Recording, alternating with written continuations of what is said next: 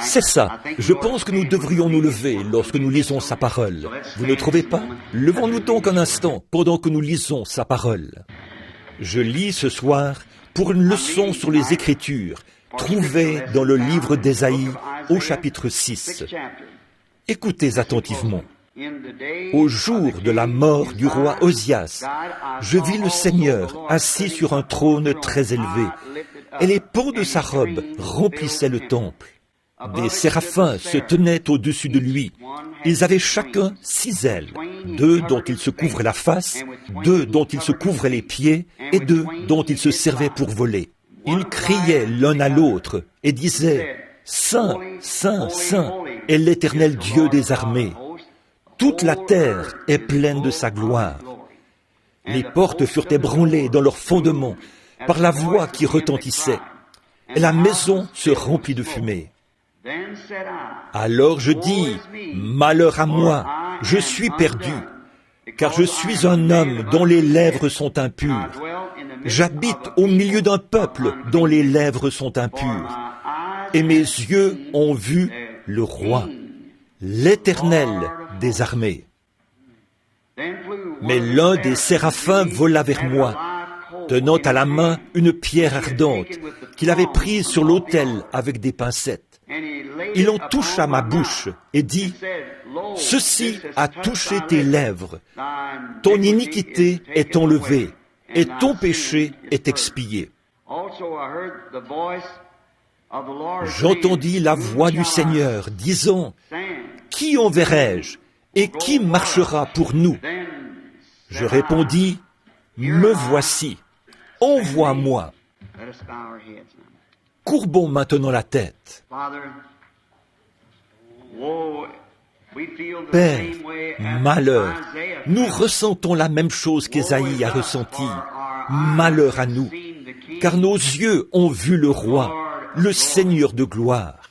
Nous te remercions, Seigneur, de ce qu'il y a un processus de purification ce soir, qui peut toucher non seulement nos lèvres, mais aussi nos cœurs et nos âmes, et nous purifier de toute notre impureté. Car c'est vrai, nous habitons au milieu d'un peuple dont les lèvres sont impures, et nos lèvres aussi sont impures. Nous prions afin que le glorieux Saint-Esprit vienne toucher nos lèvres et nos cœurs par l'onction, le feu du Saint-Esprit provenant de l'autel de Dieu, et nous purifie de toute notre incrédulité et de tous nos doutes, afin qu'il puisse entrer et établir sa demeure en nous, car nous l'aimons, nous le vénérons et nous l'adorons. Ce soir, nous prions, Père, afin que, s'il y a ici quelqu'un qui n'a pas encore été touché par le glorieux Saint-Esprit, le feu de Dieu, pour être purifié, que ce soir, cette œuvre s'opère en lui, pour le bien du royaume de Dieu. Nous le demandons au nom de Jésus. Amen. Vous pouvez vous asseoir. Bon, nous essayerons de sortir de bonne heure. Je ne veux pas que vous manquiez l'école du dimanche.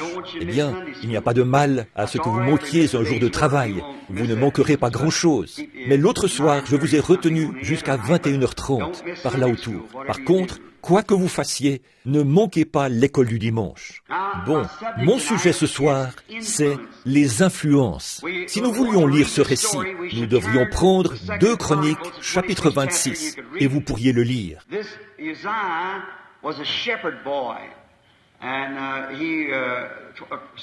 Cet Osias était un jeune berger, et 2 Chroniques 26 nous raconte qu'il avait été oint roi à l'âge de 16 ans. Et le père d'Osias était un homme pieux. Cet homme était un homme bon, ayant des parents pieux. Il fit ce qui est droit aux yeux de l'Éternel.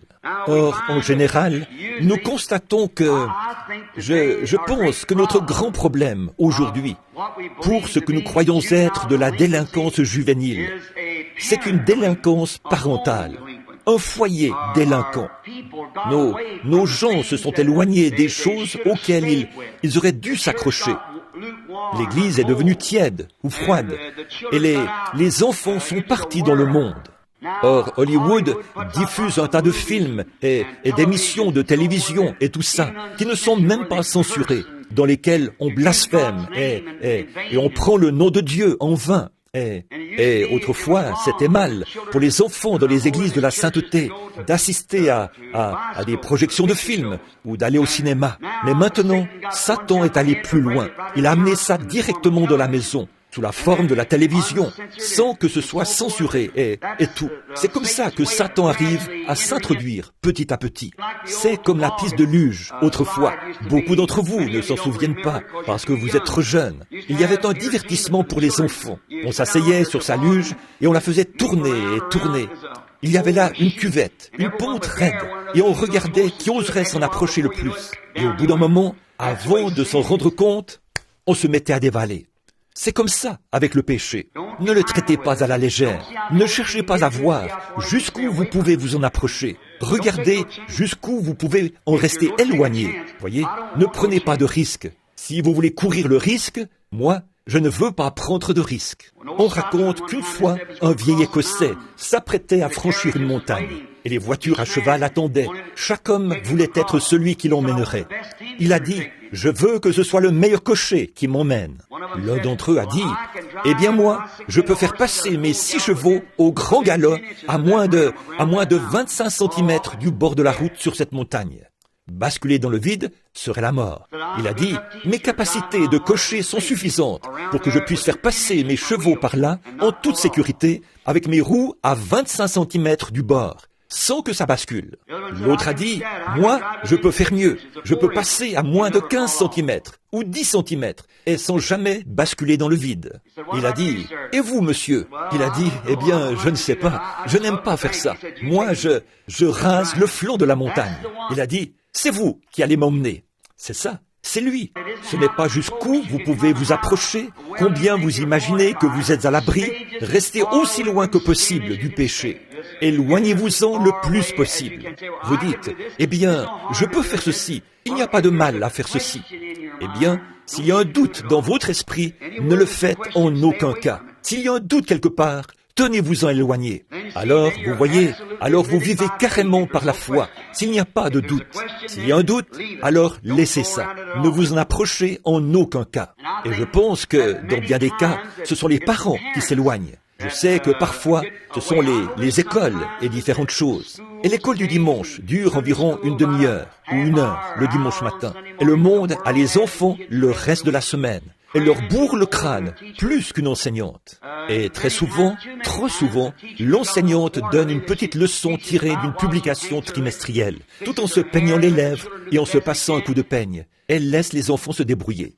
Et puis, à la maison, ils ne reçoivent aucune formation chrétienne du tout. Maman est quelque part à une partie de cartes, et papa est au bowling. Et la sœur est sortie avec quelqu'un qui possède un bolide. C'est ça, vous voyez. Vers quoi? Où allons-nous? C'est tout simplement, c'est terrible. Et alors nous voyons qu'il y a toutes ces choses ensemble. Dehors, Junior parcourt les rues sur sa moto. Et certains jouent au golf et d'autres jouent au billard. Il faut une chose ou une autre pour se distraire. Et on laisse tomber l'église. Alors, très souvent, ils réunissent le conseil. S'il arrivait que ce pasteur aborde un point sensible qui est plutôt un peu contraire, ou qu'il dise quelque chose à ce sujet, le conseil le convoquerait. Son nom serait transmis au quartier général et il serait excommunié. Vous voyez, donc, c'est devenu un gagne-pain, au lieu qu'on ait des serviteurs oints pour prêcher l'évangile. Vous voyez, c'est vrai. C'est ça qu'ils recherchent. C'est un gagne-pain. On veut rester là, avoir un bon salaire. Écoutez, frère, que Dieu ait pitié d'un homme qui vendrait son droit d'aînesse pour cela. Écoutez, nous avons besoin d'hommes qui manient l'évangile à main nue, sans mettre de gants dénominationnels. Ils le présentent simplement tel qu'il est écrit. Et que les éclats volent où ils veulent. Maman disait, « Si les chaussures te vont, porte-les. » Elle disait, « Il n'est pas nécessaire de couper tes corps aux pieds. » Eh bien, il y a donc des choses comme ça que nous devrions écouter. Bon, ce roi, Osias, était un enfant merveilleux. Il avait un père pieux. Sa mère venait de Jérusalem. Et un père pieux qui était roi avant lui. Et ce garçon avait été imprégné de ce genre d'enseignement. Je ne suis ni démocrate ni républicain. J'ai voté une seule fois et c'était pour Christ. Et je serai gagnant par rapport à ça. Eh bien, je trouve que le plus grand président, pourtant, que nous ayons jamais eu, c'était Abraham Lincoln. Non pas parce qu'il était aussi du Kentucky, mais c'est parce que cet homme est parti de rien. Et les seuls livres que cet homme ait possédés, depuis le temps où il était un jeune garçon, jusqu'à ce qu'il devienne adulte, pratiquement, c'était la Bible et le voyage du pèlerin de Bunyan. Vous voyez, cela l'a façonné pour devenir, quoi? L'honnête Ab. Ce que vous lisez, ce que vous faites, façonne votre caractère. Cela reflète ce que vous êtes. Et alors, vous voyez, il avait lu l'endroit où il est dit, « Si vous agissez mal, vous payerez pour cela. Si vous agissez bien, Dieu honorera cela. » Et cela l'a façonné, a fait de lui ce qu'il était. Et sa mère était aussi une femme pieuse. Il disait, s'il fallait attribuer un quelconque mérite à quelqu'un, cela reviendrait à une mère pieuse, qu'il avait bien élevée. Eh bien, c'est ce qui a fait de lui, d'après moi, l'un des plus grands présidents, si ce n'est le plus grand que nous ayons eu. Il est parti de rien, et Dieu a fait de lui le président parce que c'était un homme honnête et un brave homme. Donc, nous voyons que c'était pareil pour ce garçon. En ayant des parents pieux, il a fait ce qui était juste. Lorsqu'il est devenu roi, alors qu'il avait 16 ans, il a ignoré toute la politique et toutes les opinions populaires de son temps. Et il a servi Dieu avec révérence. Cela a fait de lui un véritable roi. Ignorer la politique et l'opinion moderne et servir Dieu avec révérence, c'était très bien. Son royaume, Dieu l'a béni, était si grand qu'il était comparable à celui de Salomon. Salomon a eu le plus grand de tous, mais ce garçon était comparable à Salomon par rapport à son royaume. Cela a été d'une grande aide pour le jeune prophète Ésaïe, alors qu'à cette époque-là, il était un jeune homme qui venait d'arriver sur la scène. Étant né prophète, il a observé l'influence que cet homme avait sur le peuple. Et il a vu d'où venait son influence. C'est qu'il mettait clairement sa confiance en Dieu. Et il a encore remarqué, lui, Ésaïe, comment Dieu allait bénir ceux qui resteraient fidèles à la parole de Dieu. Donc, nous comprenons que ce jeune homme voulait s'accrocher aux principes que Dieu avait donnés. Il respectait ses lois. Osias ne s'en détournait ni à gauche, ni à droite. Il s'en tenait à ce que la parole disait. Et Dieu l'a honoré et l'a béni dans tout ce qu'il faisait. Il a prospéré. Il est allé droit de l'avant. Quel exemple c'est pour n'importe quel jeune. Je pense que si aujourd'hui nous avions des gens, nos églises, qui prétendent être chrétiennes, qui s'abstenaient des choses du monde et menaient ce genre de vie, cela influencerait les chrétiens plus jeunes à faire la même chose. Mais aujourd'hui, quand ils se relâchent, boivent, fument et font des choses déplacées, tout en essayant de se déclarer chrétiens, cela met une vilaine pierre d'achoppement sur le chemin des autres, et cela rend les choses très difficiles. Souvenez-vous, la Bible dit, vous êtes des lettres écrites, vivantes, lues de tous les hommes. Or, beaucoup de gens ne veulent pas lire la Bible, mais Dieu a fait de vous un représentant vivant. Vous êtes une lettre ambulante. Vous devriez être une Bible ambulante. Christ en vous. Vous devriez être la parole de Dieu ambulante. Et si vous professez être chrétien, mais que vous n'êtes pas cela, votre influence, à cause de l'influence que vous exercez, vous devrez rendre des comptes au jour du jugement pour de nombreuses âmes que vous aurez détournées, éloignées de Christ. Je pense qu'il est de notre devoir ce soir de réfléchir à cela, car tous, hommes, femmes, jeunes hommes, jeunes filles, vous savez que vous devrez passer au jugement. Vous pouvez échapper à ceci, cela ou autre chose. Vous pouvez rouler les impôts et échapper au fisc. Vous pouvez faire une chose ou l'autre. Vous pouvez avoir dépassé la limitation de vitesse sans vous faire attraper par la police. Mais un jour, le jugement vous rattrapera. Ça, c'est certain. Et nous savons que l'homme doit mourir. Et après quoi vient le jugement. La mort n'est pas une chose difficile. C'est le jugement après la mort. C'est ça qui est grave.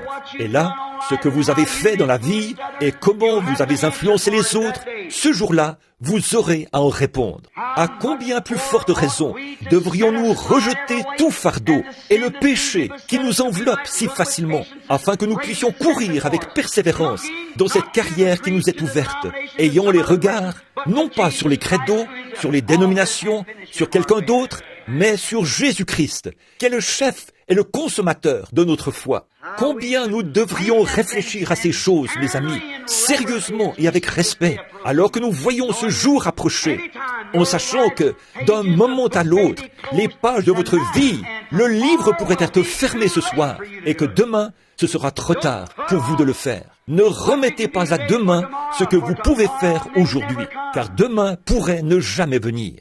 Les hommes et les femmes, les jeunes garçons et les jeunes filles, qui sont peut-être assis ici ce soir, seront à la morgue avant l'aube. C'est vrai. Et alors, votre livre sera fermé, et vous n'aurez plus jamais une autre occasion. Ceci peut être votre toute dernière occasion. Réfléchissez à ça. Sérieusement, vous dites, eh bien, probablement pas, mais ça pourrait bien l'être. Mais souvenez-vous, un jour, le livre va être fermé avec ce que vous êtes en train de faire maintenant. Et particulièrement vous qui prétendez être des chrétiens, séparez-vous des choses du monde.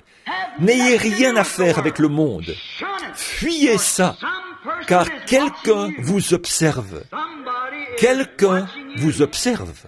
Et vous allez non seulement vous envoyer là-bas, mais encore vous allez amener les autres au mauvais endroit. Et vous aurez à répondre de votre influence. Combien ce prophète a observé cet homme et a vu que Dieu le bénissait et quelle influence cela avait. Combien cet homme prospérait et ce que Dieu faisait pour lui. Il menait une vie merveilleuse, bénie de Dieu, et il ne se détournait ni à droite ni à gauche. Maintenant, nous voyons ici un autre exemple. Ici, en cet homme Osias, ce grand roi qui avait marché avec Dieu à un moment donné. La Bible dit, quand le roi s'est senti en sécurité, a senti que tout allait bien pour lui, alors il s'est élevé dans son cœur et s'est enflé d'orgueil. Permettez-moi de m'arrêter ici pour dire ceci sérieusement. Mon frère, ma sœur, Dieu a fait de vous mon auditoire ce soir. Je dois être tout à fait sérieux dans ce que je dis et vous devez écouter avec beaucoup de sérieux.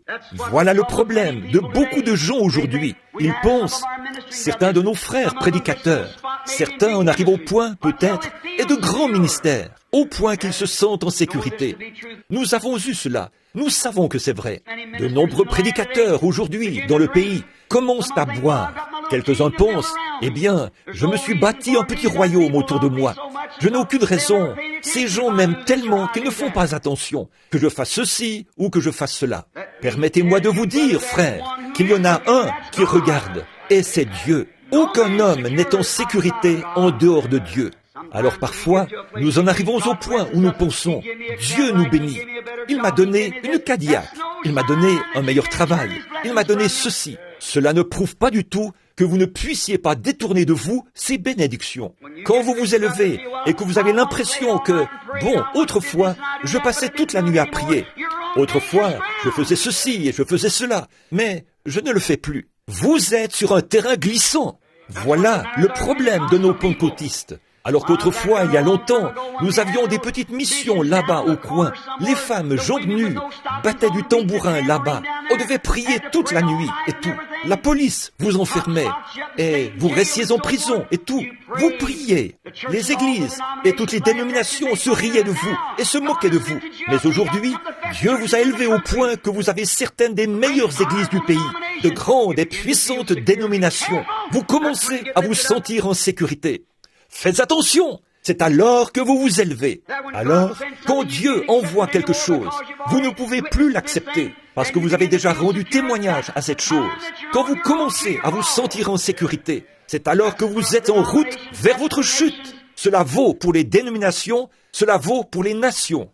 Regardez notre nation, qui était autrefois l'un des grands pays du monde, pour ce qui est de la moralité. Regardez-la aujourd'hui. Elle est la risée du monde. Elle est plus souillée que tout ce que je connais. Quand je suis descendu de l'avion à mon arrivée à Rome et que je suis allé à Saint-Onge pour visiter les catacombes, Je me suis senti gêné en voyant un écriteau placé devant les catacombes de Saint-Ange qui disait « Avis à toutes les femmes américaines, prière de vous habiller avant d'entrer dans les catacombes afin d'honorer les morts.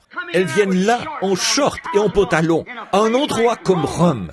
Et il fallait dire aux femmes américaines d'honorer les morts et de s'habiller. » Eh bien, c'est devenu une puanteur pour les narines. Et tout l'argent que nous avons outre-mer, les prêts que nous octroyons, et toutes ces choses, cela n'achètera jamais l'amitié. Ce qu'il nous faut dans cette nation, et que nous n'aurons jamais, mais ce qu'il nous faut, c'est un temps pour faire le grand ménage. Non pas un grand ménage politique, mais un réveil envoyé par le Saint-Esprit qui va la balayer de la tête aux pieds. C'est ce dont nos églises ont besoin, c'est ce dont notre peuple a besoin, c'est ce dont nous avons besoin en tant qu'individus. Que notre influence, quand nous nous élevons pour dire « Je suis pentecôtiste, j'ai parlé en langue, j'ai crié, j'ai dansé par l'Esprit », peut-être que vous l'avez fait.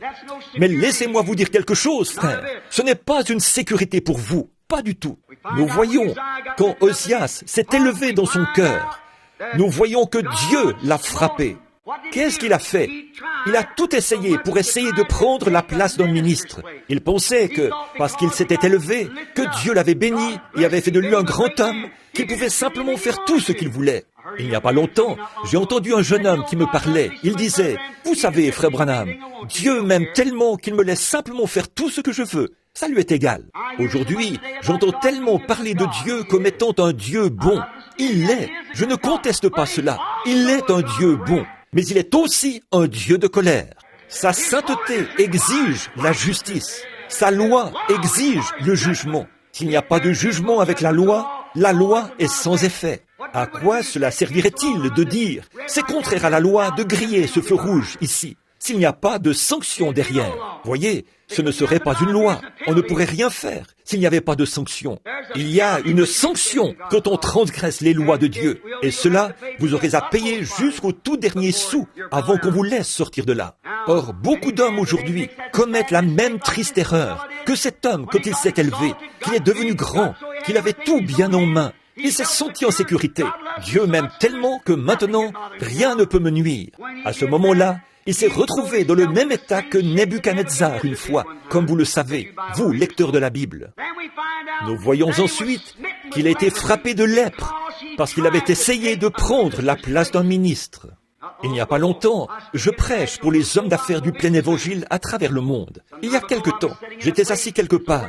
C'était là-bas en Jamaïque. Nous tenions une réunion. Je les aime, parce que ce sont des gens qui viennent de toutes les églises. Cela me donne l'occasion de parler. Parfois, les églises ne veulent pas collaborer, mais comme leurs hommes d'affaires, eux, collaborent, elles le font pour sauver la face devant eux. Donc, on voit que là-bas, je tenais une réunion. Ce soir-là, quand nous sommes rentrés au motel Flamingo, j'ai dit, « Mes amis, vous me faites honte. » J'ai dit, c'est une honte. Tout ce dont vous avez parlé devant tous ces dirigeants politiques et autres, et ces hommes d'affaires d'un peu partout, c'était... J'avais une toute petite entreprise ici. Maintenant, je possède 16 Cadillacs. Ou que sais-je encore. J'ai dit, vous ne pouvez pas vous comparer à ces hommes-là. Voilà ce qui ne va pas dans l'Église aujourd'hui. Vous essayez de vous comparer à Hollywood. Vous essayez de ressembler à Hollywood. Souvenez-vous, Hollywood brille. L'Évangile rayonne. Vous ne pouvez pas aller sur leur terrain. Vous devez les amener sur notre terrain. C'est là que nous devons les amener. Il faut les amener de ce côté-ci. Ce n'est pas à nous d'aller là-bas. Nous ne pourrons jamais nous comparer à eux. Nous ne voulons pas le faire. Ils brillent et scintillent. L'Évangile rayonne dans la douceur et l'humilité. C'est là toute la différence entre rayonner et briller. Maintenant, nous voyons, j'ai dit à ces hommes, en fait, ce qu'il y a, c'est que vous, hommes, qui êtes simplement des hommes d'affaires, vous essayez de prêcher l'Évangile. Ce n'est pas à vous de faire cela. Nous, prédicateurs, avons assez de difficultés à garder cela d'aplomb. Vous autres, vous ne devriez pas faire ça. C'est la mauvaise place que vous essayez de prendre. Vous êtes des hommes d'affaires, mais n'essayez pas de prendre la place de l'Évangile. Et j'ai dit, le fait est qu'aujourd'hui, vous cherchez à dire combien vous possédez, comme c'est différent des premiers pentecôtistes. Les premiers pentecôtistes se sont débarrassés de ce qu'ils avaient. Il y avait là un certain petit chanteur, quelqu'un de bien, je l'aime, un brave homme.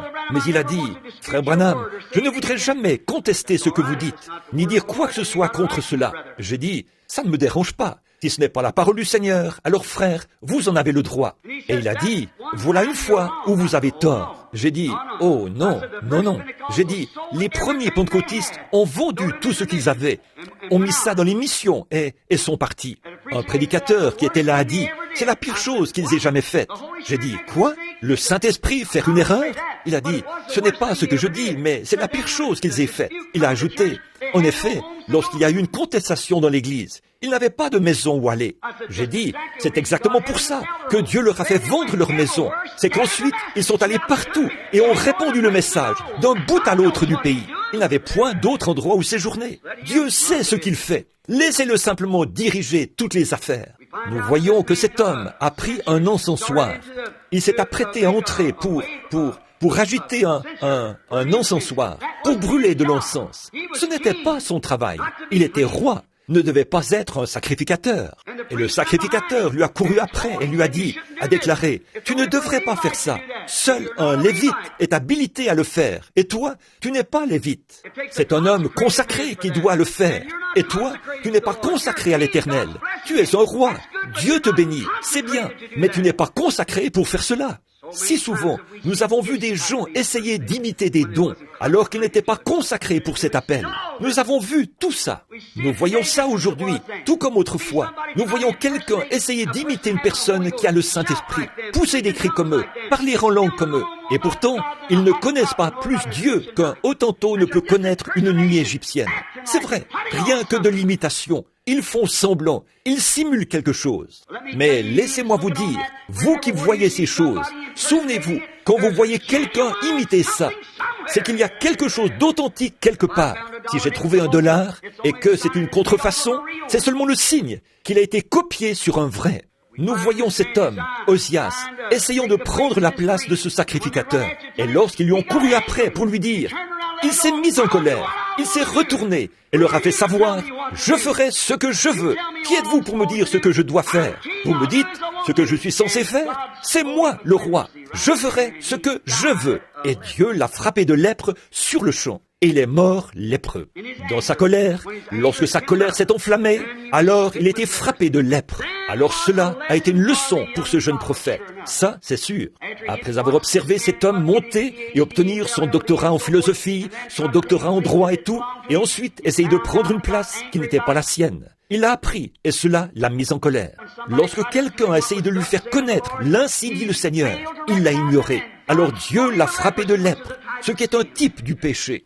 Bon, par ceci, Ésaïe a appris que c'est Dieu qui attribue la place que son homme doit occuper. C'est Dieu qui fait l'attribution. On ne peut pas prendre un homme à un moment donné et faire ça avec lui. Il n'y a pas longtemps, une jeune femme, elle m'a dit qu'elle avait un jeune garçon elle a dit qu'il ressentait un appel. Elle avait environ 35 ans, je pense. Elle a dit, mon fils d'environ 14 ans ressent un appel. Frère Branham, est-ce que vous l'enverriez faire son doctorat en philosophie ou quelque chose comme ça? L'enverriez dans une université? Que me conseilleriez-vous? J'ai dit, la meilleure que je connaisse, c'est l'université de la genoologie. Là, sur ses genoux. J'ai dit, s'il va là-bas, avant longtemps, il va se mettre à prendre les mathématiques et tout ce qui concerne ceci, et autant en ce qui concerne ceci, et on le soumet à un examen psychologique, et on mesure son QI et tout, comme ça. Et alors, il faut sortir tout ce qu'il y avait de Dieu en lui. Et je dis, je ne discrédite pas ces choses, mais je vous montre simplement à quel point il dévie. Observez et voyez comment ceci arrive. Donc, c'est Dieu qui attribue la place que son homme doit occuper. Il n'y a pas longtemps, je lisais la petite histoire d'une femme qui avait une maladie, une pneumonie, à Saint-Louis, dans le Missouri. Et elle était très, très malade. Et on disait qu'elle allait mourir. Elle avait un fils à l'université. On a donc fait venir le médecin pour savoir combien de temps encore il pensait qu'il lui restait à vivre. Et il a dit, probablement que d'ici 1 ou 2 jours au plus, elle ne sera plus de ce monde. On a donc envoyé un télégramme au jeune fils pour lui dire qu'il ferait mieux de rentrer à la maison, que sa mère était gravement malade. Alors, comme le jeune fils, après avoir reçu le télégramme, se préparait à partir, il a reçu un autre télégramme qui disait « Votre mère va mieux maintenant ». c'est bon, ne venez pas. Eh bien, ensuite, environ une année plus tard, eh bien, le garçon a fait sa visite annuelle à la maison. À son arrivée à la maison, il a dit, « Maman », après l'avoir salué, il a dit, « Tu sais, je me demande, quand tu étais très malade, tu ne m'as jamais dit ce qui s'est passé au fait. » Elle a dit, « Oh, fiston, j'ai quelque chose à te dire. » Elle a dit, « Tu connais cette petite mission ici au bas de la rue, là où les gens braillent, où ils crient et tout. » Il a dit, oui.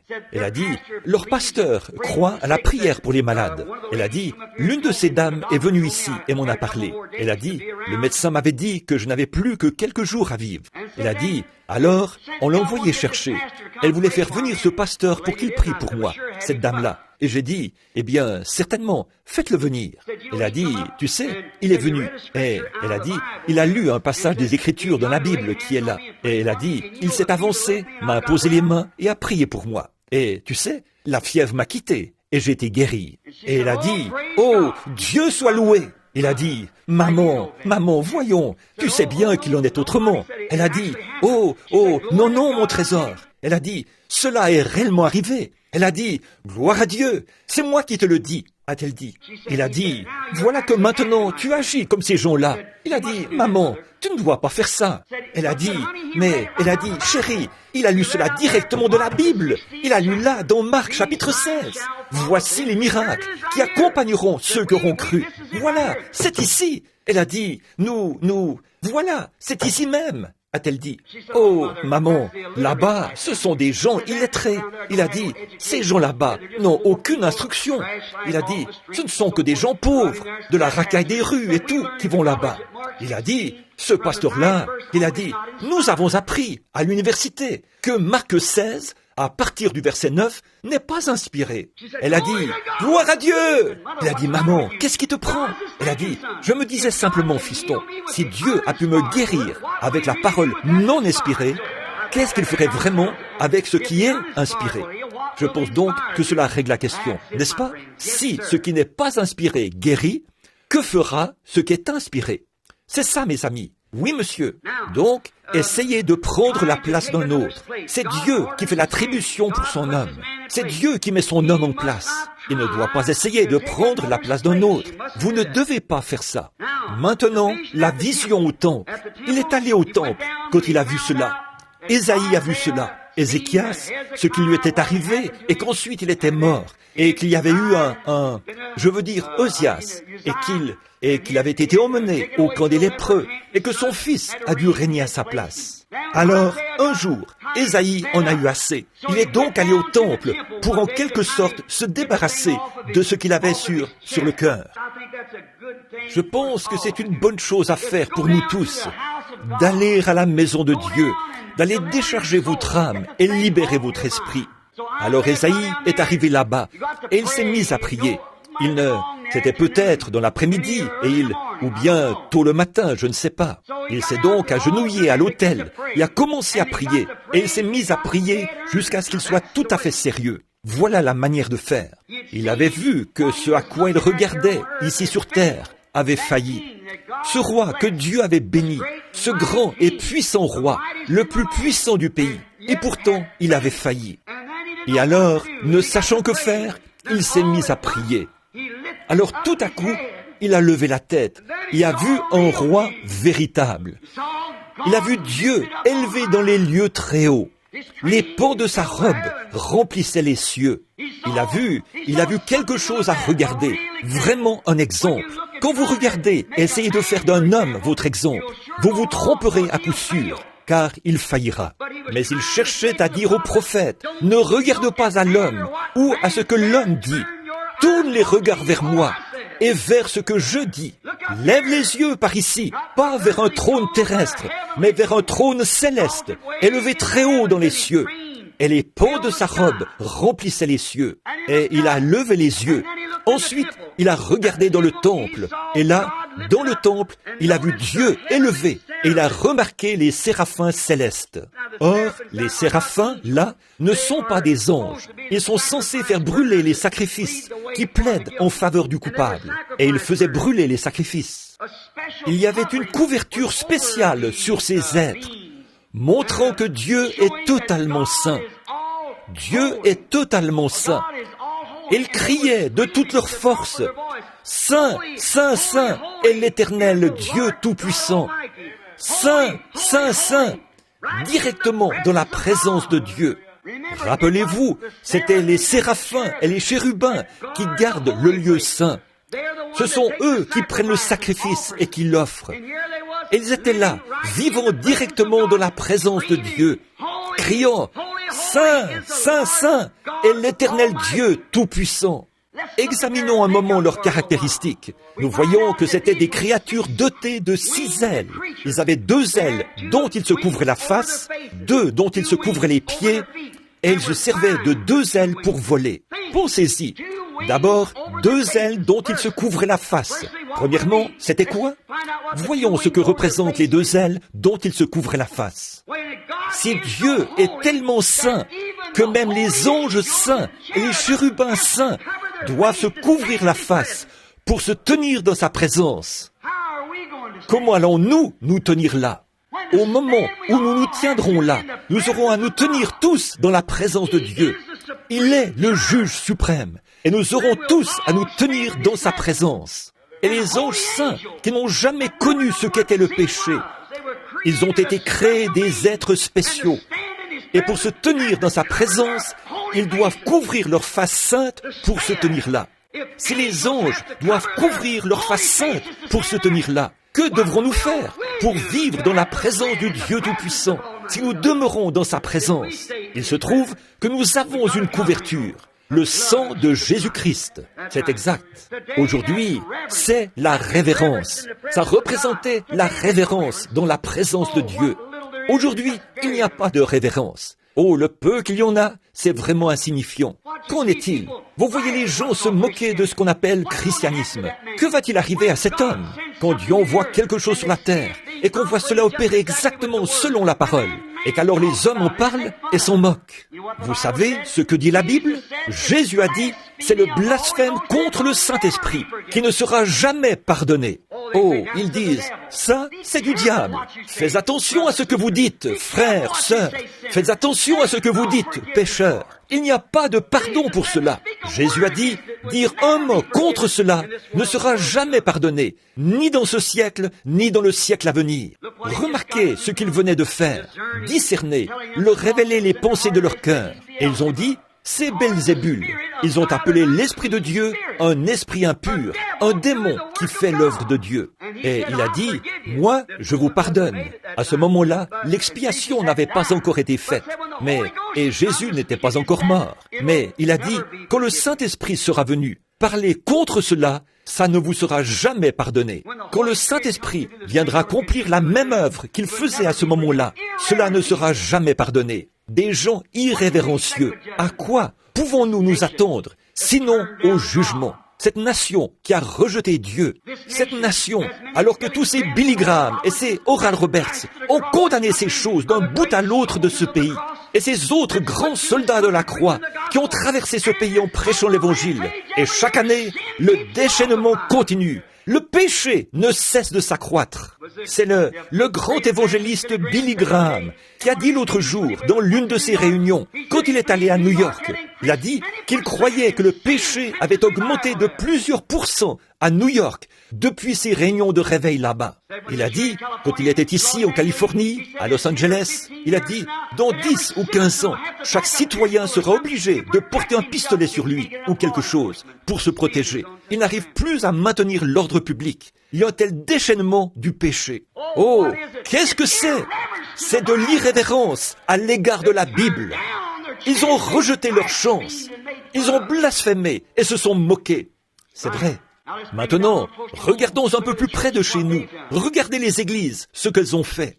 Beaucoup d'entre eux parcourent le pays. Quand vous trouvez un homme qui possède suffisamment de la vraie puissance de Dieu pour parler aux gens de leur voie pécheresse, prenez quelqu'un qui leur dira qu'ils doivent naître de nouveau, non pas serrer la main ou s'avancer et prendre une décision. Ils doivent naître de nouveau, non pas inscrire leur nom dans un registre ou adhérer à l'église, ou serrer la main, ou une aspersion, ou un baptême quelconque, mais naître de l'Esprit de Dieu, être séparés, la vie de Dieu vivant en vous, qui transparaît, pas seulement aujourd'hui ou demain, mais pour le reste de vos jours. Avec joie dans vos épreuves et tribulations, vous continuez à avancer, en sachant que la route vers la gloire est ouverte devant vous. Voilà le genre d'évangile qu'il faut. Quand vous les trouvez dans cet état-là, vous prêchez cela, et quand vous revenez l'année suivante, ils sont toujours les mêmes. C'est la même chose, seulement pire. Il y a davantage de ces choses, et encore davantage. Plus vous prêchez contre cela, plus ça empire. Qu'est-ce que c'est? C'est de l'irrévérence. Et puis, 95% de ces gens vont à l'église, ont leur nom dans le registre, se disent chrétiens. Les hommes qui prétendent être chrétiens fument, boivent, jouent aux jeux d'argent et racontent des plaisanteries de mauvais goût. De nombreux diacres dans le conseil ont 1, 2, 3 et 4 femmes. C'est vrai, quelle honte! Les femmes chantent dans la chorale, les cheveux coupés. La Bible dit, ce n'est pas une personne honorable. Le visage maquillé. Il n'y a qu'une seule femme dans la Bible à s'être maquillée. C'était Jézabel. Dieu l'a donnée en pâture aux chiens. Vous voyez donc ce que Dieu en pense. Et alors, vous venez leur en parler. L'année suivante, vous revenez. Elles sont pires qu'au départ. Irrévérencieuses. Elles n'ont aucun respect, aucune notion de décence. Laissez-moi vous dire quelque chose, à vous les femmes, jeunes femmes, et aussi à celles qui sont âgées, à vous qui sortez là, vêtues de ces robes, de ces petits vêtements serrés et de shorts. Vous dites, vous ne devriez pas parler comme ça, frère Branham. Je dois le faire, c'est mon devoir. Ceci est une chair. Un homme m'a téléphoné il n'y a pas longtemps, l'un des plus grands évangélistes pentecôtistes du pays. Il a dit, laissez ces gens tranquilles. J'ai dit, qui êtes-vous pour me dire de laisser ces gens tranquilles? Il a dit, je vous aime. Et il a dit, votre ministère, c'est de prier pour les malades. J'ai dit, c'est de prêcher l'évangile, frère. Et il a dit, écoutez, frère Branham. Il a dit, eh bien, ces gens croient que vous êtes un prophète. J'ai dit, je n'ai jamais dit que je l'étais, n'est-ce pas? Il a dit, mais eux croient que vous l'êtes.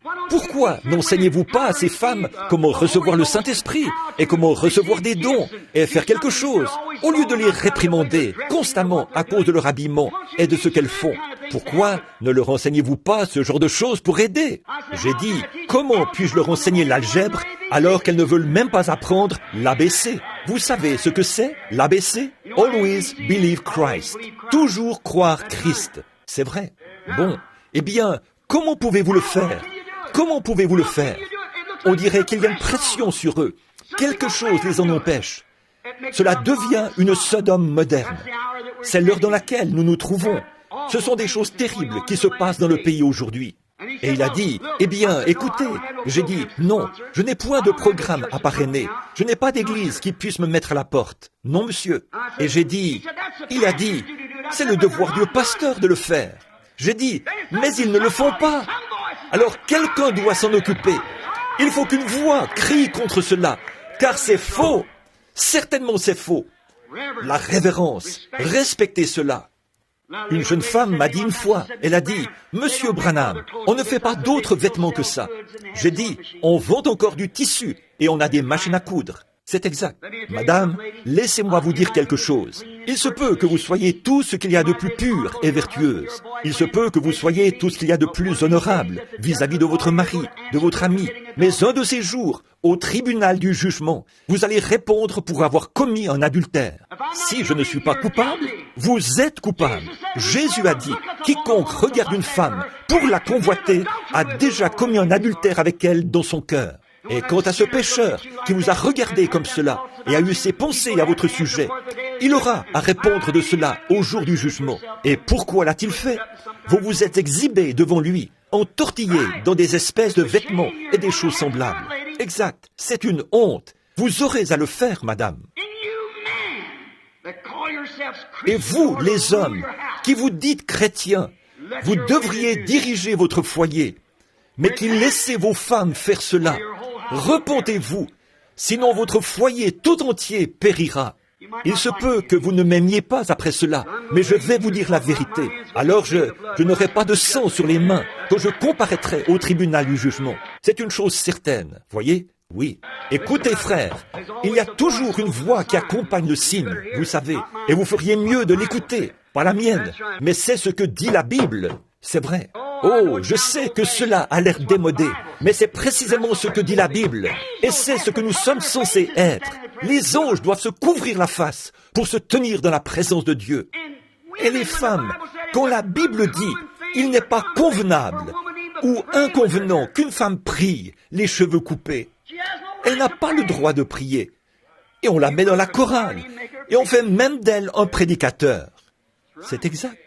Je sais que ça vous rend un peu malade, mais vous savez, c'est comme maman me disait, quand il fallait prendre de l'huile de ricin. Si ça ne te rend pas malade, ça ne te fait aucun bien. C'est pareil avec l'Évangile. Cela doit vous amener à réfléchir. C'est la vérité. Les hommes et les femmes sont coupables. Les deux, des deux côtés. C'est blanc bonnet et bonnet blanc. C'est exactement là que nous nous trouvons, irrévérencieux, peu importe ce que dit la parole. Eh bien, ça ne fait rien. Je crois que ça va comme ça. Vous présumez que ça va comme ça. La Bible dit que c'est mal. Et présumer, c'est s'aventurer sans autorité. Vous n'avez pas l'autorité de Dieu pour le faire.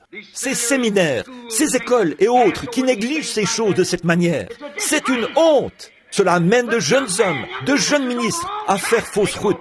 Ça les emmène vers une espèce de théologie faite de main d'homme, au lieu de la parole de Dieu. Pas étonnant qu'ils n'arrivent pas à croire un véritable et authentique message. Pas étonnant qu'ils n'arrivent pas à voir ces choses dans l'Église. Pas étonnant qu'ils doivent le mettre dehors dans les derniers jours. Aucune révérence en sa présence. Sa présence peut descendre, et ils rient et font éclater des bulles de chewing-gum, se promènent de partout et se conduisent comme je ne sais quoi, sans la moindre révérence en sa présence. Bon, donc, aucune révérence du tout pour Dieu ou son peuple. Pourquoi font-ils cela? Maintenant, écoutez attentivement. Pourquoi font-ils cela? Ils ne sont pas conscients de sa présence. Ils ne pensent pas que c'est Dieu. Pensez-vous que cette femme aurait vraiment, ou plutôt que ce soldat l'aurait frappé au visage, aurait entouré son visage d'un chiffon et l'aurait frappé à la tête et dit « Maintenant, si tu es prophète, dis-nous qui t'a frappé. » Si cet homme avait su que c'était Dieu qu'il frappait, pensez-vous qu'il l'aurait fait? Pensez-vous que ce soldat ivre lui aurait arraché la barbe et lui aurait craché au visage en se raclant la gorge pour mieux cracher? S'il avait su que c'était le Fils de Dieu, il n'en était pas conscient. Et aujourd'hui, ce que les gens appellent une bande de fanatiques, ils ne sont pas conscients que c'est le Saint-Esprit qui agit dans ces gens. Ils se permettent n'importe quoi. Ils ne sont pas conscients de cela, pas conscients de sa présence. Vous savez, c'est comme ce vieux dicton. Certains disent, je vais à la réunion pour rigoler, je vais à la réunion pour trouver quelque chose à redire. Il a été dit que les insensés marchent avec des souliers cloutés, là où les anges craignent de poser les pieds. Ils ne sont pas conscients de Dieu. Voilà la raison. Pourquoi n'êtes-vous pas comme David? David disait, je le mets constamment sous mes yeux. C'est la raison pour laquelle il a dit, je ne chancelle pas, car Dieu est toujours sous ses yeux. Oui, monsieur. Maintenant, deuxièmement, il se couvrait les pieds. Que signifiait il se couvrait les pieds? L'humilité. Se couvrir la face signifiait la révérence dans la présence de Dieu. Se couvrir les pieds, c'était l'humilité dans sa présence. Comme Moïse, dans sa présence, qui a ôté ses souliers, il a découvert ses pieds. Paul, quand il a trouvé Jésus, la colonne de feu, il est tombé par terre. Il n'était plus sur ses pieds. Là où auraient dû se trouver ses pieds, c'est là qu'était sa face. L'humilité. Jean-Baptiste, ce grand prophète, c'était le premier dans le pays depuis 400 ans. Mais il a dit, je ne suis pas digne de toucher ses pieds, de délier la courroie de ses sandales. Vous voyez, celle sur ses pieds qui les couvrait, ça signifiait l'humilité. Observez maintenant ce serviteur devant Dieu, sa face couverte par révérence, ses pieds couverts par humilité. Oui, et vraiment conscient de... Soyez vraiment conscient de votre petitesse. Nous essayons tous d'être quelqu'un d'important. Je suis le docteur un tel, le grand un tel, de tel et tel endroit. Vous n'êtes rien. C'est vrai. Ce n'est que vous n'êtes rien. Si vous voulez connaître votre grandeur, plongez le doigt dans un étang et retirez-le. Retrouvez le trou dans lequel vous l'avez mis. Voyez, il n'y a plus rien. C'est ce que nous sommes. Dieu peut se passer de nous, mais nous ne pouvons pas nous passer de lui. Qui êtes-vous? Voyez, soyez conscients de votre petitesse. Pour monter, il faut descendre. Celui qui s'abaisse sera élevé. Celui qui s'élève sera abaissé. Il n'y a pas longtemps, j'ai été invité à Chicago par un groupe de saints pour parler. Il y avait là un célèbre ministre pentecôtiste qui avait environ 4 diplômes universitaires et tout. Et il ne voulait pas de ma manière de parler, là, comme un débutant, en face de l'imposant conseil qui allait se réunir. Il a donc fait venir un homme d'une grande école biblique de Chicago, pour faire son discours. Cet homme a alors dit ce qu'il ferait, venir là pour rabaisser ces gens par rapport à tout ce qui lui viendrait à l'esprit, leur dire combien ils avaient tort de croire qu'il existe un Saint-Esprit et tout ce genre de choses, devant des pentecôtistes. Il s'est avancé là, en bombant le torse, le col tourné vers l'arrière, vêtu d'une espèce de smoking. Il a étalé toutes ses notes sur l'estrade. Il avait préparé cela d'une manière tout à fait magistrale, pour lui permettre d'expliquer la Bible, faisant passer Dieu pour un ignorant. Rapidement, il a vu que les gens ne recevaient pas ses propos. Il a continué quand même à dire une chose ou une autre, tandis que les gens restaient assis à se regarder. Ça ne passait pas bien avec ces gens-là, ces pentecôtistes. Alors, au bout d'un moment, voyant qu'il avait échoué, il a pris ses affaires sous le bras et a quitté l'estrade, la tête baissée, effondré. Un vieux saint, assis près du mur, a dit, s'il était monté de la manière qu'il est descendu, il serait descendu de la manière qu'il est monté. C'est à peu près comme ça, en effet. Humiliez-vous. Voyez combien vous pouvez devenir petit. Pas ce que vous savez, ce que vous ne savez pas. Laissez-vous devenir humble devant Dieu. Nous voyons donc, troisièmement, qu'il pouvait voler en se servant des 2 autres ailes. Maintenant, observez. Premièrement, dans la présence de Dieu, il avait de la révérence. Sa face était couverte. Deuxièmement, il était humble devant Dieu. Ses pieds étaient couverts. Et avec ses 2 autres ailes, il pouvait voler, se mettre en action. Oh là là! Que faisait Dieu? Il montrait au prophète comment devait être son serviteur une fois préparé. Dieu montrait, ceux-ci sont mes serviteurs, ils sont à moi.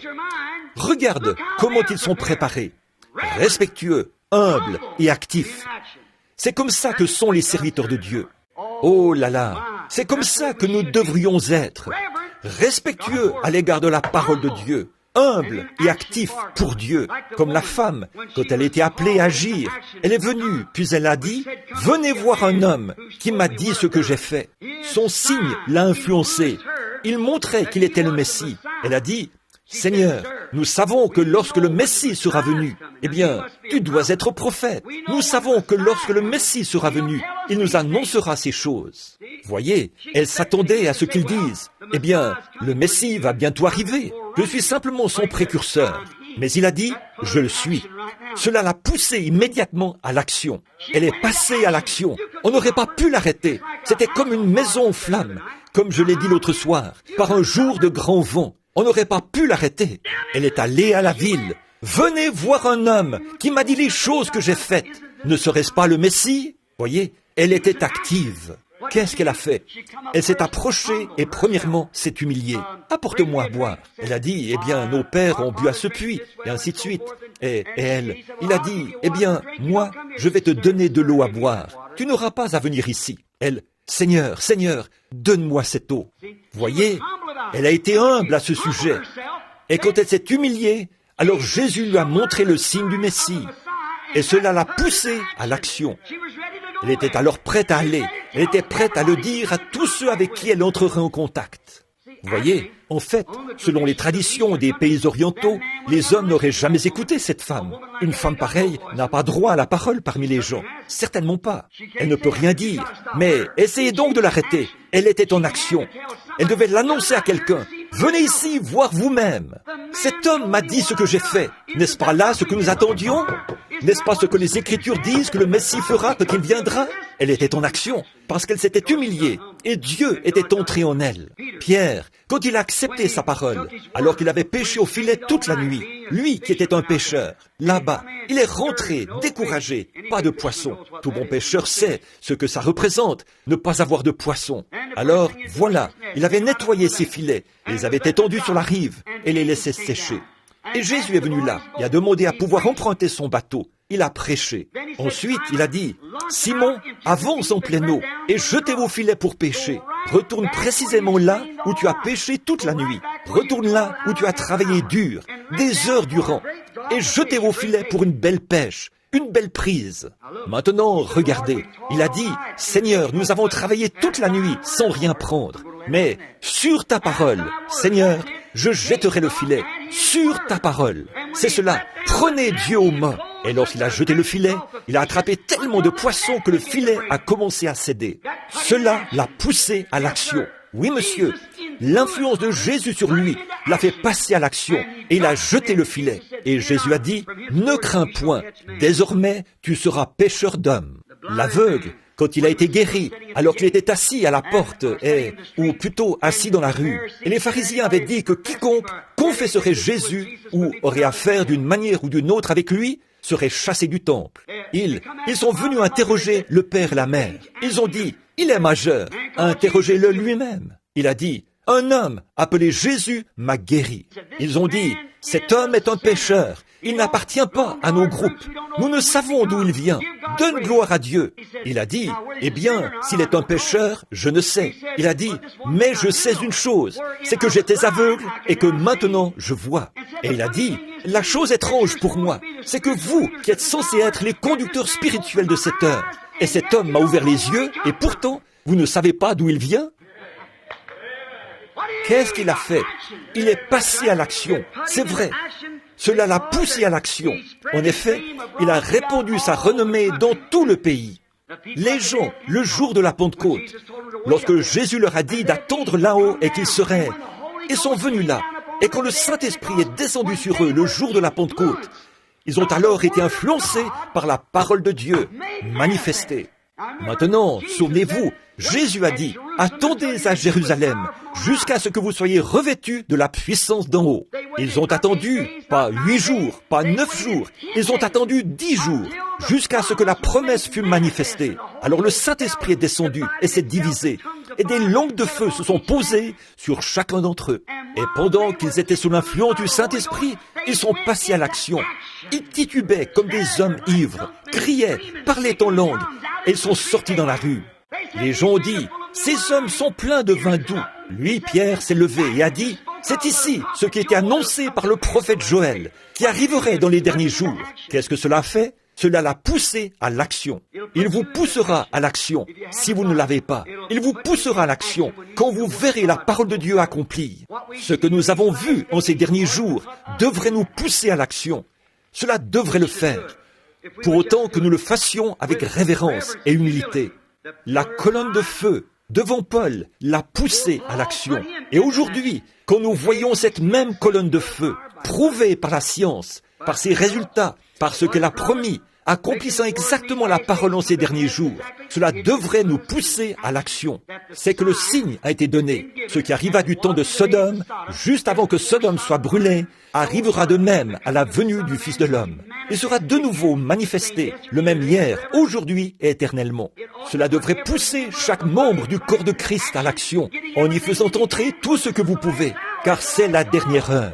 C'est le dernier appel, le dernier appel. Mot à mot, cela s'est accompli. Cela devrait certainement nous pousser à l'action.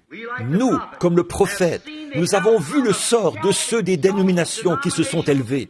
Ils ont perdu leur place en Christ, perdu le lien qu'ils entretenaient avec sa parole, en acceptant des credos. Et nous avons vu ce qui leur est arrivé quand ils ont fait cela. Ils sont morts spirituellement. Nous voyons ce qui est arrivé aux luthériens quand ils ont refusé l'appel de Wesley. Nous voyons ce qui est arrivé aux méthodistes quand ils ont refusé l'appel des pentecôtistes. Aujourd'hui, qu'en est-il des pentecôtistes? Voyez, nous avons vu des hommes comme Osias qui se sont élevés et qui ont essayé de prendre la place d'une fonction ointe. La fonction d'un homme dans l'Église dépend d'une onction, pas d'une nomination. Elle est ointe. L'Église, le pasteur, l'évangéliste, le prophète, l'apôtre doivent être des fonctions ointes de Dieu, non pas élues par l'homme. Des hommes ont une fois essayé d'élire quelqu'un à cette fonction.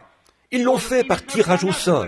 Le pauvre Matthias n'a jamais rien fait. Mais Dieu a choisi Paul, qui lui a fait quelque chose, parce qu'il était oint. Et nous avons vu ces hommes qui occupent ces fonctions oser dire, « Voici le saint évêque un tel, voici l'homme d'État un tel, voici l'homme un tel. » Ça ne donne jamais rien. Mais quand Dieu vient prendre le contrôle, Nous voyons alors l'onction du Saint-Esprit confirmer la parole de Dieu. Maintenant, l'impact de la vision sur le prophète. Qu'est-ce que cela a fait à cet homme qui était né prophète? Souvenez-vous, il a écrit la Bible entière. Le livre d'Ésaïe compte 66 livres et la Bible compte 66 livres. Ça commence par la Genèse. Au milieu du livre, il y a le Nouveau Testament, Jean-Baptiste, et ça se termine par le millénium. Un grand prophète. Ésaïe était l'un des plus grands prophètes que nous ayons jamais eus, et il était né pour être ça. Mais quand il s'est tenu dans la présence de Dieu, qu'est-ce que cela a amené le prophète à faire? Le prophète a dit, « Malheur à moi, car je suis un homme dont les lèvres sont impures. » Le fait d'entrer dans la présence de Dieu et voir un vase de Dieu véritablement oint, cela a amené le prophète à confesser qu'il était un pécheur. Ça devrait produire le même effet sur nous. Ça devrait produire ça, la présence ointe de Dieu. Quand il a vu celui qui criait et que les fondements ont été ébranlés et ces anges qui se déplaçaient d'un endroit à l'autre, démontrant qu'ils étaient devant Dieu et qu'ils étaient les serviteurs de Dieu, oints, et qu'ils criaient. Lui était un pécheur. Alors, qu'est-il arrivé quand il était prêt? Maintenant écoutez, pour terminer, quand il était prêt à confesser qu'il était un pécheur, malheur à moi, car je suis un homme dont les lèvres sont impures, et j'habite au milieu de gens dont les lèvres sont impures, malheur à moi. Alors l'ange a pris des pincettes et a pris une pierre ardente sur l'autel. Il l'a tenue dans ses mains.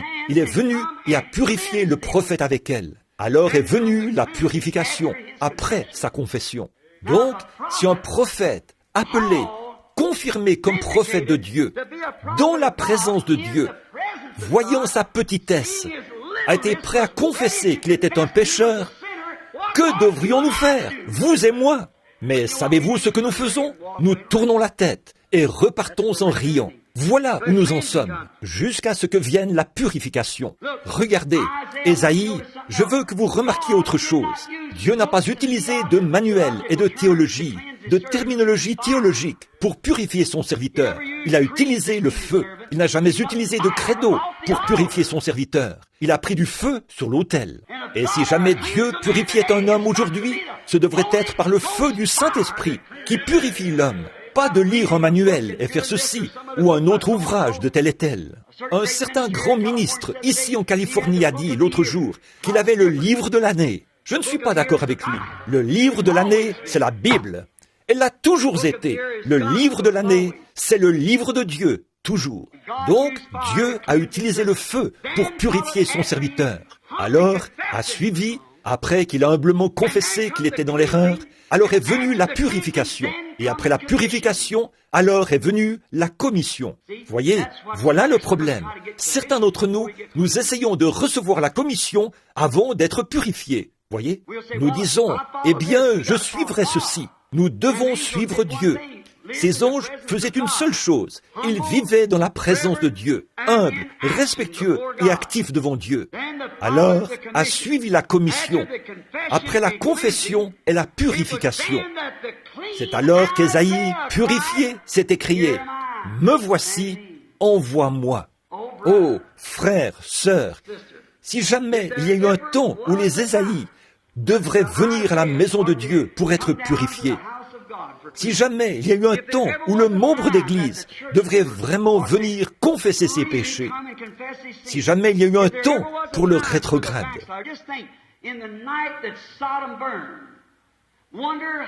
pensez un peu, la nuit où Sodome fut brûlée. Je me demande combien de gens se sont éloignés du message de ces anges. Je me demande combien de gens se sont trop peu souciés d'écouter leur voix. Ils ont péri cette même nuit. Et ils ne seront plus jamais, seulement pour leur châtiment en enfer. Ce qui arriva du temps de Noé. Combien de gens ont ri de lui et se sont moqués de lui et qui sont venus là rien que pour l'entendre, pour dire « Nous allons monter écouter ce vieux détraqué, brailler encore, juste pour nous amuser. » Ils se sont levés et sont partis. Ils n'ont même pas voulu l'écouter prêcher. Toutes ces sortes de choses. Ils ont péri dans les jugements qu'il prêchait. Amos, ce petit prédicateur, sachant, venu de nulle part, un prophète oint, qui est venu regarder ce qui se passait à Samarie à ce moment-là. Son crâne chauve luisait, sa vieille barbe grisonnante, quand il a franchi la colline. Il a regardé, il a plissé les yeux en regardant cette ville. Non pas comme les touristes venus de toutes les parties du monde. En effet, les sacrificateurs, tous avaient péché. Et les faux prophètes leur disaient qu'il n'y avait pas de mal à ça. Il s'est rendu là-bas sans aucune collaboration pour ses réunions de réveil. Il s'est rendu là-bas sans rien et s'est écrié. Il a dit, « Ce même Dieu que vous prétendez servir vous détruira. » Et moi, je dis, ainsi dit le Seigneur, le Dieu que l'Amérique prétend servir la détruira. Prenez cela comme vous voulez. Ce qu'il nous faut, c'est nous agenouiller à l'autel. Ésaïe. Et Dieu a dit, qui marchera pour moi? Ésaïe a répondu, me voici, envoie-moi. Je pense à ce chant. Quand la pierre ardente toucha le prophète, le rendant aussi pur qu'on puisse l'être. Quand la voix de Dieu dit, « Qui marchera pour nous ?» Il répondit, « Maître, me voici, envoie-moi. » D'abord, il a dû s'humilier, être purifié et se préparer, comme nous l'avons vu pour le serviteur qui s'était préparé. Regardez Osias, comment il avait été préparé, mais il a failli. Ne mettez pas. Vous dites, eh bien je sais que le docteur Untel est un homme bon. Je connais frère Untel. Peut-être qu'ils le sont, mais ne regardez pas à cela. Regardez ici, en haut. Voyez, voici la voie. Dieu a une manière de se préparer. Comment s'y est-il pris? Le jour de la Pentecôte, Pierre leur a dit ce qu'il fallait faire. Il leur a donné une ordonnance. Et elle demeure toujours la même. Ne la modifiez pas. Vous tueriez votre patient. Ils ont dit, que pouvons-nous faire pour être sauvés? Il a dit, repentez-vous, chacun de vous, soyez baptisés au nom de Jésus-Christ pour le pardon de vos péchés, et vous recevrez le don du Saint-Esprit. Car la promesse est pour vous, pour vos enfants, et pour tous ceux qui sont au loin, en aussi grand nombre que le Seigneur notre Dieu les appellera. C'est ce qu'il y a ici même, ce soir. Si Dieu appelle encore, voilà l'ordonnance. Vous pouvez encore recevoir le même Saint-Esprit qu'ont reçu autrefois. Il suffit, vous pouvez recevoir la même chose ce soir. Il suffit d'aller jusqu'au bout. C'est tout ce que vous avez à faire. Oui, alors vous pouvez dire, quand la pierre ardente toucha le prophète, le rendant aussi pur qu'on puisse l'être, quand la voix de Dieu dit, qui marchera pour nous? Il répondit, Maître, voici, envoie-moi. Chantons-le. Parle, Seigneur. Parle, Seigneur. Et je te répondrai aussitôt. Parle, Seigneur. Parle, Seigneur. Et je te répondrai, envoie-moi. Écoutez ceci, frères. Des millions se meurent dans le péché. Oh, entendez leurs cris tristes et amers. Dépêchez-vous, frères. Allez vite à leur secours. Répondez-lui maintenant, Maître, me voici. Oh, parle, Seigneur. Parle, Seigneur.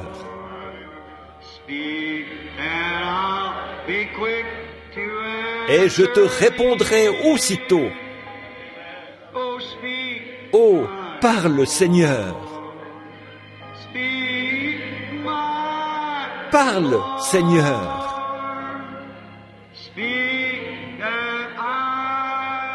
Et je te répondrai, envoie-moi. Courbons la tête.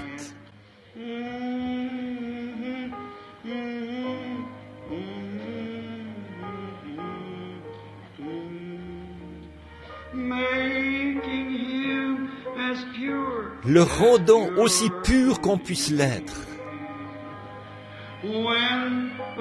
Quand la voix de Dieu dit, qui marchera pour nous? Il répondit, me voici, envoie-moi. Voulez-vous être humble et purifié? Parle, Seigneur. Parle, Seigneur.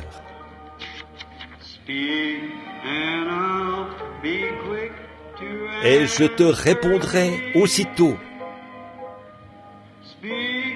Parle, Seigneur. Parle, Seigneur.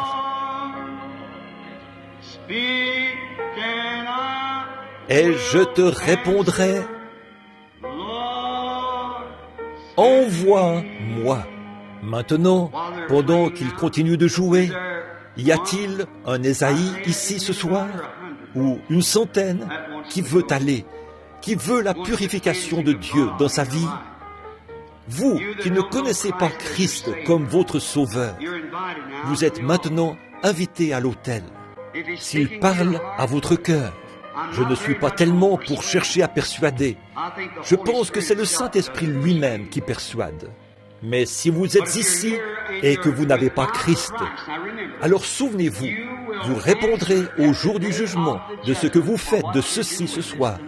Voyez, maintenant, si vous voulez venir, je suis ici pour prier avec vous. Au nom de Christ, je vous offre l'occasion de venir chercher Dieu et de pouvoir, par bonheur, le trouver. Jeunes gens, personnes âgées, personnes d'âge moyen, membres d'Église, qui que vous soyez, si le feu de Dieu, par le Saint-Esprit, ne vous a pas purifié dans votre cœur, au point de croire chaque parole de cette Bible, et que Christ est le témoin vivant dans votre cœur, comme quoi il est ressuscité des morts, alors je vous invite à l'autel. Venez ici et laissez-nous prier avec vous. En voyant votre manière d'agir, je suis porté à croire que vous êtes tous sauvés. Alors, y a-t-il un rétrograde ici qui voudrait venir? Je vous demande, en tant que serviteur de Christ, de venir ici et de nous laisser prier avec vous. Je ne dis pas qu'il vous reprendra, je crois qu'il le fera. Ne voulez-vous pas venir essayer maintenant? S'il vous parle, venez. Ceux qui n'ont pas le baptême du Saint-Esprit, je suppose qu'il n'y a personne qui ne l'ait pas, qui ne soit pas rétrograde. Alors, c'est que chacun est dans une atmosphère de prière, qu'il est chrétien et qu'il est dans une atmosphère de prière. Donc, si vous êtes dans une atmosphère de prière et que vous n'avez pas reçu le baptême et que vous aimeriez que Dieu vous le donne, alors c'est l'occasion pour vous, maintenant. Il y a un homme ici qui ne l'a pas. Qu'il soit béni pour son cœur humble. Je veux croire que c'est un autre Ésaïe. Maintenant, levez la tête. Il y a un homme prosterné ici à l'autel. Un homme qui, je veux croire, est un Ésaïe. Maintenant, il est ici. Croyez-vous qu'il est ici? Maintenant, je vais vous dire ce que vous avez fait. Vous avez fait la chose la plus horrible que vous ayez jamais faite. Il y a ici 200 ou 300 personnes qui devraient être à l'autel. Je vais vous montrer, au nom du Seigneur, que j'ai raison de dire ce que je dis. Regardez, certains d'entre vous qui êtes ici, priez. Tenez, voici une dame assise ici, vêtue d'un manteau blanc, une petite veste blanche. Elle regarde droit vers moi. Je ne peux pas. C'est une chrétienne, mais elle prie pour une infirmité. Elle a de l'arthrite. Croyez-vous que Dieu peut vous rétablir, vous guérir? Alors, vous pouvez la voir. L'homme tout près, assis là, à côté de vous, il a quelque chose qui ne va pas avec ses oreilles. Croyez-vous que Dieu peut guérir votre problème d'oreille, monsieur, et vous rétablir? Oui, levez la main si vous croyez. Maintenant, s'il vous plaît, soyez respectueux, juste un instant. L'homme qui est juste à côté de lui souffre du cœur. Croyez-vous que Dieu peut vous guérir, monsieur, de ce problème de cœur? Je ne vous connais pas. Vous m'êtes inconnu. Est-ce vrai? Vous m'êtes inconnu. Eh bien, écoutez, si Dieu me disait qui vous êtes, cela vous aiderait-il? M'entendez-vous bien? Vous vous appelez Monsieur Blackwood. Croyez-vous qu'il peut me dire d'où vous venez? Vous venez de Riverbank, en Californie. Si c'est vrai, levez-vous. Je ne l'ai jamais vu de ma vie. Très bien. Que Dieu vous bénisse, monsieur. Votre foi vous a guéri. Cette dame, assise là, juste à côté de vous, a une maladie nerveuse. Vous voulez être guéri de votre nervosité? Levez la main, si vous le voulez. Imposez-lui les mains, monsieur, afin qu'elle soit guérie. La dame, assise à côté de vous, là, qui porte une robe rouge, elle a du diabète sucré. Elle veut qu'on prie aussi pour elle. Voyez? Elle veut qu'on prie pour elle. Ayez foi. Voici une dame, assise là, tout au fond. Elle est sur le point de subir une opération. Si seulement elle peut... Oh Dieu! Elle a une descente de matrice. Elle s'appelle Mademoiselle Maxwell. Croyez, levez-vous, acceptez votre guérison, Mademoiselle Vous n'avez pas de carte de prière, n'est-ce pas? Vous n'avez pas de carte de prière. Très bien, vous n'en avez pas besoin. Levez la main si c'est vrai. Je ne vous connais pas. Si c'est vrai, faites signe de la main. Nous sommes des inconnus l'un pour l'autre. Faites signe de la main, comme ceci. Qu'est-ce qu'elle a touché? Ce n'est pas moi qu'elle a touché. Monsieur Stewart, voulez-vous aussi être guéri de la nervosité? Et croyez-vous que Dieu va vous guérir? Je vous suis inconnu, mais voilà qui vous êtes, et vous souffrez de nervosité. C'est à peine si vous pouvez vous contenir. Levez-vous et acceptez votre guérison, au nom de Jésus-Christ. Voici une dame, assise là, derrière vous. Elle souffre aussi de nervosité. Elle a quelque chose qui ne va pas dans les muscles de son corps. Elle va passer à côté et... Madame Newell, levez-vous si c'est votre nom. Et si c'est vous, croyez. Croyez-vous? Certainement. Voici une dame assise juste ici. Elle a un problème de cœur et de l'hypertension. Croyez-vous cela? Est-ce vrai, sœur? Levez-vous si c'est vrai. La dame, assise là, à côté de vous, elle a quelque chose dans la poitrine. Si c'est vrai, levez-vous. Dites à la dame, à côté d'elle, elle a des grosseurs sur le visage. On dirait de petites tumeurs. Si elle veut en être guérie, dites-lui de se lever et d'accepter cela. Maintenant, bon nombre d'entre vous, ici, devraient être à l'autel, en train de rechercher le Saint-Esprit. C'est ainsi dit le Seigneur. Vous voyez ce que je veux dire? Je vais faire cet appel encore une fois. Ça confirme que je vous dis la vérité. Dieu est en train de parler aux gens ici, et vous doutez un petit peu. Voulez-vous être assez sincère pour lever la main et dire « Oui, frère Branham, j'ai toujours été un peu incertain. Je veux plus de Dieu. Je sais qu'il me manque quelque chose là-dedans, que j'aurais dû avoir quand j'ai fait profession d'avoir le baptême du Saint-Esprit. » Levez la main. Voulez-vous le faire? Soyez simplement honnête avec vous-même. Le Saint-Esprit ne se trompe jamais. Alors pourquoi ne vous avancez-vous pas pour régler cette question de doute? Venez, je répondrai aussitôt. Parle, Seigneur. Parle, Seigneur. C'est ça.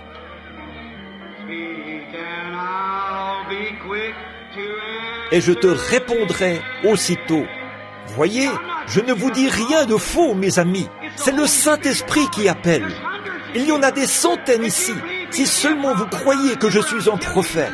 Maintenant, souvenez-vous, je vous le dis au nom du Seigneur. On vous a trompé. Venez. La pierre ardente toucha le prophète, le rendant aussi pur qu'on puisse l'être. Quand la voix de Dieu dit « Qui marchera pour nous ?» Il répondit « Me voici, envoie-moi. » Ne voulez-vous pas dire la même chose? Alors levez-vous, levez les mains. Parle, mon Seigneur. Oh, parle, Seigneur. Et je te répondrai aussitôt. Parle, Seigneur. Que fait-il? Répondez-lui donc, si c'est lui qui parle. S'il y a un peu de doute quelque part, que vous n'êtes pas sûr de cela, ne prenez pas de risque. Envoie-moi. Oh, parle, Seigneur. Il est en train de parler. Allez-y. Seigneur, parle, et je te répondrai. Maintenant, mes amis, je ne suis pas enclin au fanatisme. Je ne suis pas enclin à dire mal les choses. Je me sens conduit quand je dis ce que je dis. Seigneur, et je te répondrai. Vous dites, qu'est-ce que les gens vont dire à ce sujet? C'est plutôt ce que Dieu dira à ce sujet qui compte. Envoie-moi. Parle, Seigneur. C'est vrai.